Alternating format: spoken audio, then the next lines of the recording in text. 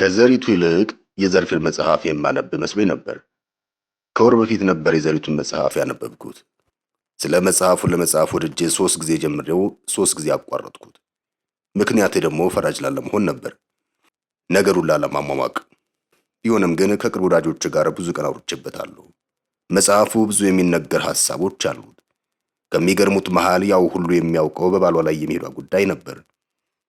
ነገር ግን መሄዱ አልነበረም። በባልም በሚስትም ላይ መሄድ ልክ ያልሆነ ነገር ግን የነበረ ነው። የዘሪቱን ለየት የሚያደርገው በድፍረት መጽሐፏ ነው እንጂ። የአጻጻፍ ስልቱን እንመልከት። ከትዳሩ በፊት የመጽሐፍ ቴክኒኩን በጣም ወድጀዋለሁ። አዲሱን እርግዝና መሰረት አድርጋ በትራይማስተር ከፋፍላ በሱ መሰረት ከጽንሱ እስከ ውለቱ አቅርበዋለች። ልክ በሕክምና እርግዝናን በሶስት ወራት አድርገው ከፋፍለው ፈረስት ትራይማስተር፣ ሰከንድ ትራይማስተር ኤንድ ሰርድ ትራይማስተር ብለው እንደሚከፋፍሉት ማለት ነው። ዘሪቱም ይህን ተከትሎ ነው እንግዲህ ታሪኳን የነገረችን። እናም ወድጀዋለሁ። ሌላው ሰፈሯ ሰፈር የመሆኑ፣ ቆርባ ያደገችበት ቤተ ክርስቲያን ቆርቤ ያደግኩበት፣ ሰንበት ትምህርት ቤት የተማርኩበት፣ አንደኛ ደረጃ የተማረችበት እኔም ሁለተኛ ደረጃ የተማርኩበት መሆኑ፣ ስለ አባቱ ኃይለኝነት ታላላቆቻችን ሲያወሩ የሰማሁት መሆኑ ታሪኩን ለኔ ቅርብም ሳቢም ያደርገኛል። አንድ ባዮግራፊ ጥሩ ከሚያደርጉት ነገሮች መካከል መራጭነት፣ አጓጊነት፣ ስለ አመላካችነት ነው። ለዛሬ የዘሪቱን መጽሐፍ መራጭነቷ ላይ አትኩረን ነው። አንድ ግለ ታሪክ ጸሐፊ የሚነግረን ታሪክ ለአንባቢ በመጠኑ በአስፈላጊነትና በተገቢነት መመዘን ግዴታ አለበት። ሮይ ፓስካል የተባለ ተመራማሪ ይህን ሲገልጽ አውቶባዮግራፊ ሚንስ ዜርፎር ዲስክሪሚኔሽን ኤንድ ሴሌክሽን ኢን ፌስ ኦፍ ኢንድለስ ኮምፕሌክሲቲ ኦፍ ላይፍ ይለዋል። ስለዚህ ግለ ታሪክ ማለት ካሉን ስብስብና ሁልቆ መሳፍር ታሪኮች መምረጥ ነው። ስለዚህ የዘሪቱ የታሪክ ምርጫ እንዴት ያለ ነው ብለን እንጠይቅ። እንደ ማንኛውም ግለሰብ ታሪኩ የልጅነትና የእድገት ታሪኳ ነው። የት ተማረች፣ የት ከረመች ልትነግረን ይገባል። ነግራናለችም። ዘሪቱ ኮከብ ድምፃዊ እንደመሆኗ መጠን ከልጅነት እስከ ኮከብነት የደረሰችበትን መንገድ ያጓጓናልና እሱን እንጠብቃለን። ምክንያቱም ሁላችን ዘሪቱን የምናውቃት በዘፋኝነቷ ስለሆነ ከጀማሪነት እስከ ኮከብነት የሄደችበትን መንገድ ጽፋልናለች። ለእኔ ቢያንስብኝም ከኮከብ ድምፃዊነቷና ከጎበዝ ተዋናይነቷ በላይ ይልቅ የአንዲት ሰባኪ ወይም ዘማሪ ታሪክ ይመስላል። ዘማሪ እኮ ነች ሊባል ይችላል። ዘማሪነቷ ከ2-3 ዓመታት ስለማይበልጥ ብዬ ነው። አንዳንዴ እንደውም የዘሪቱን ሳይሆን የዘርፌን የማነብ ይመስለኝ ነበር። ዘሪቱ ምንም ሃይማኖት መከተል መብቷ ነው። ከየትም ሃይማኖት ተነስታ የፈለገችው ጋር መርጣ የመቀየር መብቷ የተጠበቀ ነው። ነገር ግን መጽሐፉ ዘሪቱ ራሷ የምታወግዘውን የኦርቶዶክስን ገድል መስሎኛል።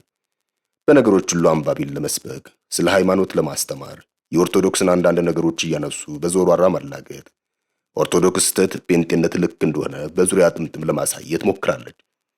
ለማሳያም ከኦርቶዶክስ ያላትን ተቃርኖ ለመግለጽ ከልጅነት እስከ ልጅነት በሚል ኦርቶዶክስ ሳለች ልጅ፣ ፕሮቴስታንት ስትሆን የኢየሱስ ልጅ መሆኗን በመግለጽ ልዩነቱን ከእርሷ ጀምራ ገልጻለች። ታሪክ መረጣዎቿም ሁሉም ነገር ወደ ገድላ ገድል ባደላ መልኩ መጽሐፍ ቅዱስ ጠቃሽ ሆኗል።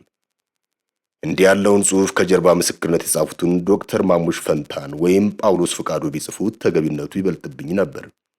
ከዘሪቱ ግን ስብከቱ ቢቆየንና ስለ ራሷ ስለ ዘሪቱ፣ ስለ ሙዚቃ ሕይወቷ፣ ስለ ትወና ዓለሟ ቢነገረን መልካም ነበር። በባሏ ላይ ስለመሄድ እንመልከት። የዮሐንስ ወንጌል ምዕራፍ 8 ላይ መምህር ሆይ ይህች ሴት ስታመነዝር ተገኝታ ተያዘች፣ ሙሴም እንደዚህ ያሉ እንዲወገሩ በሕግ አዘዘን፣ አንተስ ስለ እርሷ ምን ትላለህ አሉት። የሚከሱበትን እንዲያገኙ ሊፈትኑት ይህን አሉ። ኢየሱስ ግን ጎንበስ ብሎ በጣቱ በምድር ላይ ጻፈ። መላልሰውም በጠየቁት ጊዜ ግን ቀና ብሎ ከእናንተ ኃጢአት የሌለበት አስቀድሞ በድንጋይ ይውገራት አላቸው። ደግሞም ጎንበስ ብሎ በጣቱ በምድር ላይ ጻፈ። እነሱም ይህን ሲሰሙ ሕሊናቸው ወቀሳቸውና ከሽማግሌዎች ጀምረው እስከ ኋለኞቹ አንዳንድ እያሉ ወጡ። ኢየሱስም ብቻውን ቀረ። ሴቲቱን በመካከል ቆማ ነበረች። ኢየሱስም ቀና ብሎ ከሴቲቱ በስተቀር ማንንም ባላየ ጊዜ አንቺ ሴት እነዚያ ከሳሾችሽ ወዴት አሉ? የፈረደብሽ የለምን? አላት። እርሷም ጌታ ሆይ አንድስ እንኳ አለች። ኢየሱስም እኔም አልፈርድብሽም፣ ሂጂ፣ ከአሁን ጀምሮ ደግመሽ ኃጢአት አትስሪ አላት። ይህን የመጽሐፍ ቅዱስ ታሪክ ብዙ ሰዎች ስለሚያውቁት ብዙዎች ዘሪቱን በመደነቅም በማዳነቅም ለምን በባሏ ላይ ሄደች ብለው ሲጽፉም ብዛም አላስተዋልኩም። ማንም ንጹሕ ሆኖ ከዘሪቱ ከፍ ያለ ልዕልናና ስብዕና ይዞ ለምን አደረግሽ ብሎ መጠየቅና መኮንን አቅም ያለው ሰው አለ ብዬ አላምንም። የሆነውም ይኸው ነበር። ሰው የተከፈለው በሁለት ጉዳይ ነው።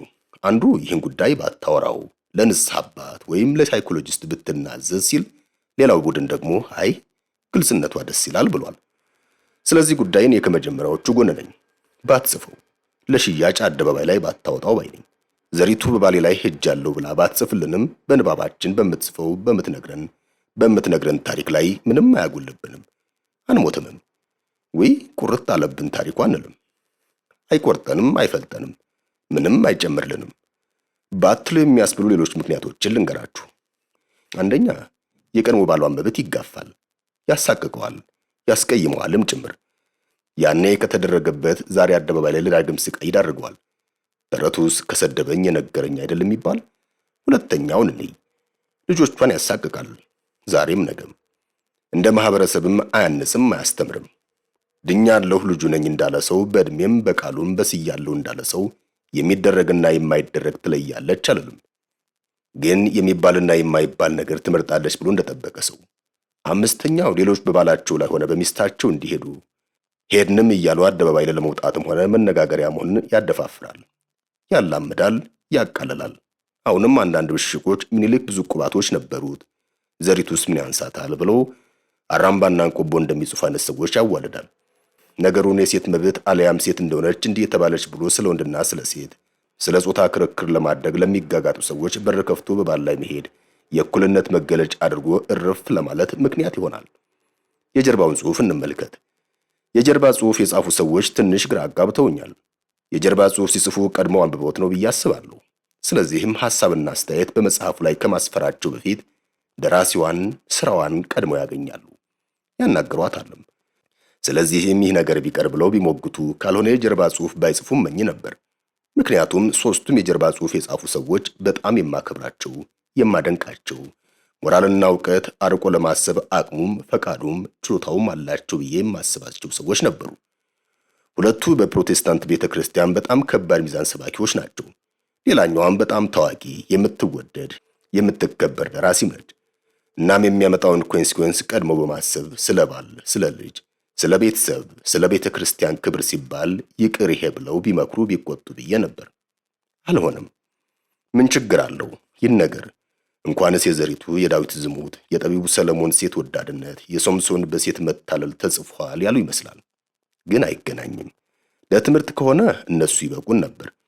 የዘሪቱ ተጨምሮ የሚጨምርልን አንድም የለም ባይ ነበርኩ። ዘመኑም ስለሚለያይ በእነዚህ ምክንያቶች ዘሪቱ ይህን ታሪኳን ባትጽፈው ተመኘሁ። እንደ አንባቢ፣ እንደ ሙዚቃ አድማጭም፣ እንደ ፊልም ትወናዋ ወዳጅም ከስብከቷ ይልቅ ራሷን እዛ ያደረሰችበት መንገድ፣ መውደቅና መነሳቷን፣ ድካምና ብርታቷን ከረዳት ፈጣሪ ባሻገር የእሷን ድርሻ በነገረችን ብዬ ተመኘሁ።